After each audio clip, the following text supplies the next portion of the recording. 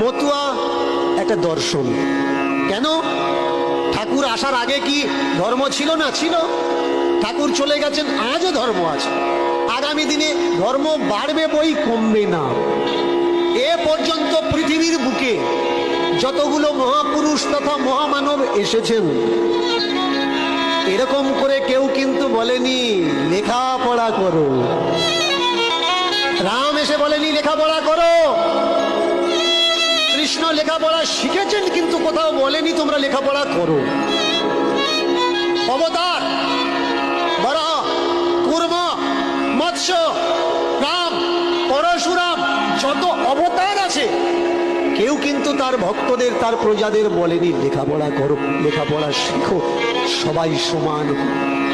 শুধু কিছু মানুষ, আর কিছু মানুষের ভিতরেই এক মানুষ। তার জন্যই আজকের আমরা এক জায়গায়।